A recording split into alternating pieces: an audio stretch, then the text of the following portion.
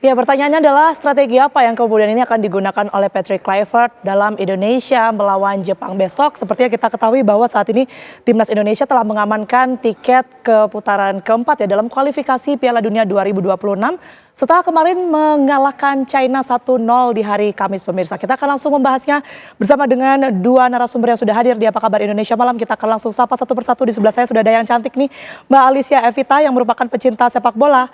Selamat malam. Malam. Makasih ya udah hadir di Apa Kabar Indonesia Malam. Sama-sama. Di sebelahnya nih merah-merah ya kayaknya ya. Iya dong. Sudah ada Membara banget nih kita. Fenat Huta Barat, pengamat sepak bola. Bang Fenat, makasih sudah hadir. Selamat malam juga. On fire ya kayaknya Harus malam ini ya. dong, harus semangat dong. Amin satu nih ya soalnya Betul, ya. iya. Oke, saya ke Al dulu deh. Ya. Ini kan kita tahu ya bahwa Indonesia Jepang ini di bulan November kemarin ini bahkan di kandang sendiri kita keok gitu 4-0 bahkan ya. Nah besok kita harus tetap optimis dengan kemampuan skuad Garuda. Kalau Al sendiri melihat besok ini akan seperti apa laga yang ataupun juga strategi yang akan dilakukan oleh Patrick Kluivert? Ya, sebenarnya kalau kita melihat laga yang besok akan dilakoni oleh skuad Garuda di Osaka, Jepang ini, hasil apapun itu tidak akan merubah situasi ya, karena Indonesia pun sudah pasti akan lolos ke putaran keempat, sedangkan Jepang sudah pasti lolos ke Piala Dunia. Tapi yang membedakan adalah walaupun kita di bulan November kalah 4-0, ini ada beberapa perbedaan. Pertama, kita punya pelatih baru, Patrick Kluivert, yang dari tiga laganya bersama Indonesia 1 kali kalah dan 2 kali memberikan kemenangan.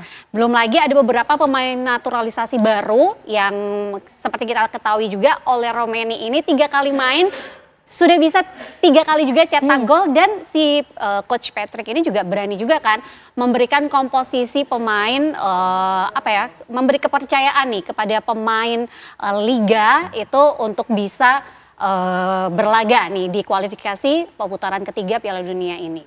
Gitu. Jadi menurut aku ada beberapa perbedaan, dan yang pastinya ini harus kita support, kita doakan supaya besok apapun hasilnya itu adalah pasti yang terbaik, dan berharapnya sih 3 poin ya. 3 poin, oke. Ini sudah ketebak duluan ya kalau gitu ya.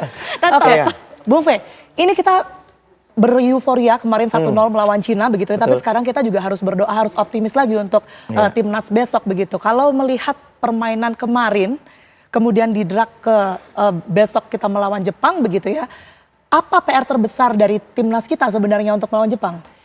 Iya, kalau berbicara dari hasil terakhir, saya pikir walaupun kita menang dalam pertandingan, tapi kita tidak 100% perfect permainannya. Kita harus akui itu juga, karena juga masih banyak ya kendala-kendala. Di babak pertama terutama kita banyak ditekan oleh tim China sendiri. Walaupun memang tembok tangguh 3 pemain kita di belakang luar biasa, tapi paling tidak memang tetap ada kelemahan yang harus kita benahi.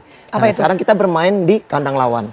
Ingat pada saat kita bermain di kandang sendiri, kita bermain dengan formasi 5-4-1, menjaga serangan dari tim Jepang ini untuk tidak gampang tembus. Itu juga bahkan dilakukan oleh tim Australia kemarin ketika melawan Jepang di kandangnya, dan akhirnya mereka bisa mencuri gol di menit akhir oleh Aziz Behic tuh di menit 90, dan akhirnya bisa mencetak gol. Nah, artinya sekarang ini bagaimana Patrick harus bisa mencoba meramu strategi apa yang cocok untuk bermain nanti di kandang Jepang di Osaka.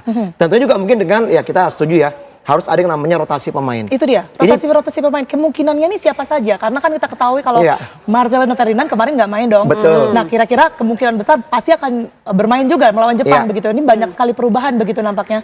Bung Fenar, ini seperti apa? Iya, kalau berbicara masalah pemain siapa yang diturunkan, kalau saya melihatnya seperti ini ya. Bagaimanapun pelatih ini punya strategi dan juga kecocokan pemain mana yang akan dimainkan nanti untuk pola permainannya sendiri dengan formasi yang akan dimainkan. Kita berbicara masalah Marcelino, ya dia tidak dimainkan kemarin ya, karena memang akumulasi kartu. Bisa dimainkan pada saat nanti lawan Jepang. Tapi kalau melihat penampilan dari Egy kemarin cukup luar biasa. Menurut saya ya, bagaimana chemistry-nya dengan Ole Romeni, one to touch yang berjalan dengan begitu baik. Tapi kembali saya bilang, bagaimana kesiapan pemain dan bagaimana juga kecocokan dari strategi yang akan dimainkan. Bisa saja Marcelino dimainkan juga kembali. Ada juga pertanyaan, apakah Pais dimainkan atau tidak nih? Itu dia. Nah, Emil kemarin juga sangat bagus. Iya kan, kalau kita bisa juga melihat debutnya juga luar biasa begitu ya. Bang, Betul, dan rekor Emil sendiri kalau kita lihat dia berada di klub Serie A Italia, di Juventus dan di Inter.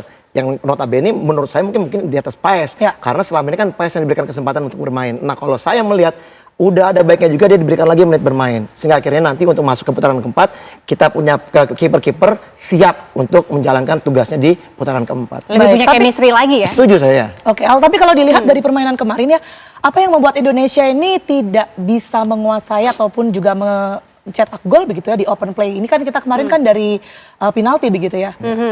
Ya sebenarnya kan namanya sebuah pertandingan ya, Itulah sepak permainan, bola ya. itulah sepak bola. Arab Saudi aja bisa mengalahkan Argentina, bahkan kita juga pernah mengalahkan Arab Saudi juga kan. Jadi apapun juga bisa terjadi. Kenapanya kita tidak bisa mencetak gol? Ya mungkin kalau kita sebagai pecinta sepak bola, yang penting hasil akhir. Kita menang. Ya itu 3 poin, kita menang. Mau berapa gol yang disarankan itu kan kalau lawannya juga memberikan gol lebih banyak juga kan sama saja kan hasilnya. Tapi yang pasti kita harapkan semua pemain harus bisa bermain dengan kompak, tidak ada yang egois ya. Kalau menurut aku sih kayak gitu. Jadi kita bisa bermain lebih taktis lagi, lebih pintar lagi supaya ya hasil yang diinginkan itu bisa maksimal. Kalaupun kita pulang itu dengan usaha yang memang sudah totalitas lah diberikan gitu loh. Taktik dimainkan, kemudian juga harus dimaksimalkan seperti yang tadi Al bilang. Tapi kan kita juga harus tahu nih karakteristik dari pemain-pemain Jepang sendiri seperti apa. Kalau Al sendiri melihatnya bagaimana? Nah, kalau Jepang sendiri kan kita bisa tahu ya, memang tipe-tipe pemain Jepang ini pekerja keras dan pantang menyerah. Bahkan kemarin ketika melawan Australia saja mereka baru kebobolan itu adalah di menit akhir. Nah, dengan mereka kalah nih, mungkin mereka juga tidak menduga bahwa mereka bisa kalah dari Australia. Ini juga perlu kita waspadai, walaupun apapun hasil akhirnya kita sudah mengamankan ke putaran keempat. Nah, itu tadi. Ketika melawan Australia, Jepang tidak bermain dengan kekuatan penuh. Tapi ketika melawan Indonesia, bisa jadi kekuatan penuh itu juga akan ditampilkan kan oleh Jepang. Nah, itu yang perlu diwaspadai gitu. Oke, saya ke Bung Fe. Iya. Kalau kita lihat Jepang ini kan karakteristiknya bisa disebutkan permainannya cepat begitu ya, dari kaki ke kaki. Ini akan menyulitkan timnas atau skuad Garuda tidak sih dengan gaya ataupun juga strategi yang dimainkan oleh Patrick Kluivert? Iya, kalau kita berbicara kembali masalah karakteristik ya dari Jepang sendiri, saya setuju ya. Mereka bermain bola-bola pendek cepat, menggunakan flank yang sangat luar biasa ya. Di situ ada Maimino, ada juga Mitoma yang sangat luar biasa. Semua bermain juga untuk tim di Eropa. Dan kalau saya melihat di sini, bagaimana Patrick memang harus bisa lebih pintar lagi ya untuk menjaga kedalaman ketika bertahan. Sehingga tidak banyak celah yang mereka bisa tembus. Dan ingat, walaupun dengan bermain dengan pemain lapis kedua, ini Jepang luar biasa penampilannya. Mereka kalah pada saat bermain melawan Australia. Itu hanya 2 pemain yang bermain di Liga Eropa yang diturunkan. Artinya semua pemain dicadangkan. Suzuki dicadangkan, Kubo dicadangkan, Endo dicadangkan. Dan mereka bermain 90 menit itu mereka yang menekan.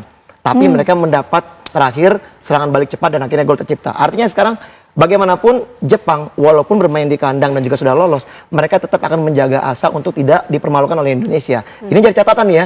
Karena apa? Kalau mereka sekarang udah tercoreng, selama fase kualifikasi ini, dia kalah sekali melawan Australia. Dia nggak mungkin lagi mau kalah kedua kali untuk lawan Indonesia. Jadi artinya, Patrick... Sekalipun sudah otomatis lolos begitu ya Piala Dunia. Ini berbicara masalah pride ya. Masalah pride. Dan mental pastinya. Betul, dan dia bermain sebagai tuan rumah.